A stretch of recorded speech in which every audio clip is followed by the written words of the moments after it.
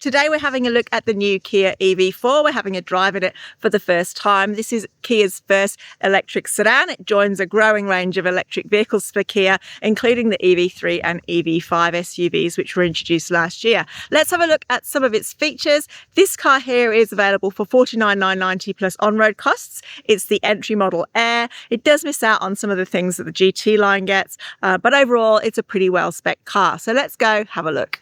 As you can see here, it has got a sedan body style. It's a bit of a polarizing design, and that's interesting because it's a very similar response that people are having to this as they did with the Kia Tasman. So styling is very much in the eye of the beholder. One of the compromises of this being a sedan is definitely the boot space. Let's take a look. The aperture is pretty small. It's wide, so you can definitely get, I reckon, a couple of sets of golf clubs in there without a problem, but it's not very tall, so you might struggle to get larger boxes in there, but it does go quite a long way back, and you can fold those seats forward. So if you've got a longer load, you're not going to struggle, but if you've got something tall, you might be a little bit restricted. But let's have a look on the inside. So one of the things you don't get on this car that you do get on the top of the range GT line model is an auto opening door handle, and you also have a fairly basic interior with self-adjusting car seat, so it's not an automatic driver's seat or passenger seat. In terms of cabin space, we've got this nice area through here which feels nice and light. It's definitely not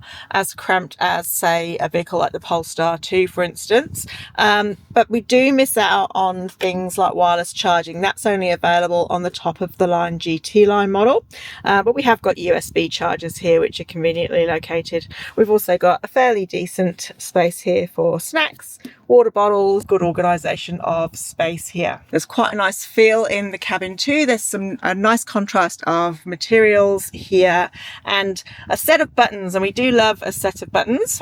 Might feel a little bit of a crazy thing for us to keep going on about, but it does make finding all the controls particularly easy, and that's the same on the steering wheel, which is fairly conventional.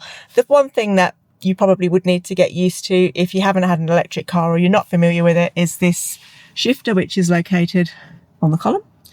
So you've got your start-stop button just here, and then this is your shifter. So you're going to turn this to get it into drive and reverse. So we've got embedded satellite navigation, and for the first time the sat nav actually has Google inbuilt as well, so you can actually use Google to power your searches, which means your search results will come back with reviews and images. So there's a lot more information than a standard sat nav. The fuel economy is pretty good for the runs that we've been doing, so it's shown itself to be pretty efficient. Top of the range GT line with the larger battery is going to get you around 600 k's, possibly higher than that. It does have a higher WLTP claim. And this one here, as you can see, showing that we've got about 229 kilometres of range at 57%. So reasonable economy from this EV. The seats are manual in this Air model. There's a nice little treatment here of this green line, which is quite attractive, and decent accommodation in the rear. You can see here I've got my seat in its regular spot, and I've got loads of leg room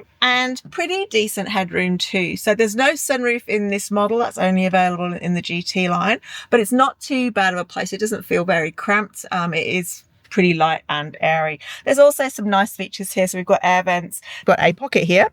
We've got area here for stashing your mobile phone as well, which is really useful. The ubiquitous USB chargers, so one there and also one on the other seat.